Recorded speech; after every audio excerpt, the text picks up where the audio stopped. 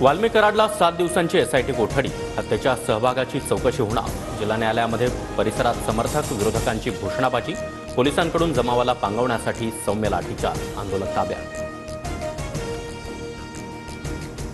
आवादा कंपनीला मागितलेल्या खंडणीमध्ये संतोष देशमुखांचा अडथळा होता। कंपनीची बाजू घेत देशमुखांनी आव्हान दिलं होतं, म्हणूनच कराडसह इतर आरोपींनी देशमुखांची हत्या केली, सीआयडीचा मोठा दावा।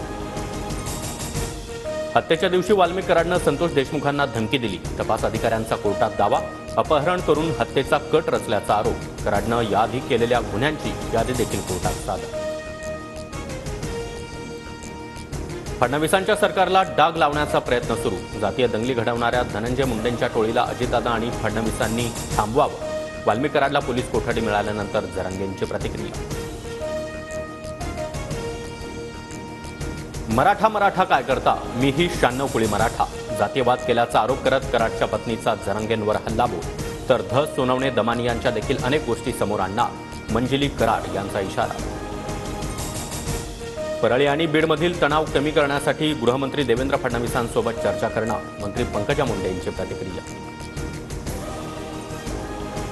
वाल्मी कराडवर मकोका अंतर्गत कारवाई केल्यानंतर समर्थक आक्रमक, पांगरी ग्रामस्थांकडून परळी बीड रोडवर टायर जाळत आंदोलन, तर मोबाईल टॉवरवर चढत समर्थकांची घोषणाबाजी, व्यापारी संघटनांकडूनही बेमुदत बंदची हाक। परभणी हिंसाचार प्रकरणी न्यायालयीन समिती गठीत, सोमनाथ सूर्यवंशींच्या मृत्यूची न्यायालयीन चौकशी होणार, निवृत्त न्यायमूर्ती VL आचलिया यांच्या अध्यक्षतेखाली समिती।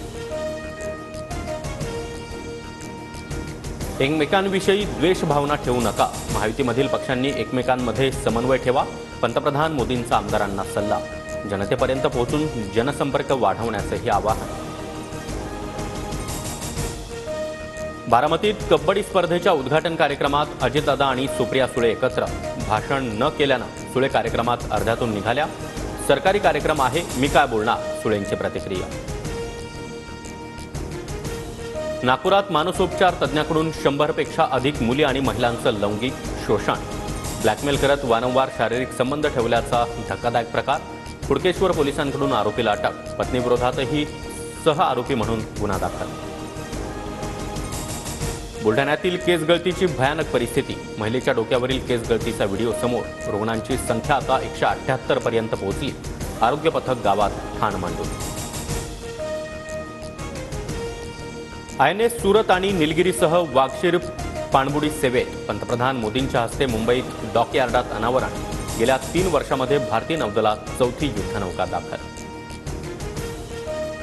पंतप्रधान मोदींच्या हस्ते नवी मुंबईमध्ये इस्कॉन मंदिराचं लोकार्पण, आशियातील दुसरं सर्वात मोठं अशी मंदिराची ख्याती, मागील 12 वर्षांपासून निर्मितीचं काम सुरू होतं।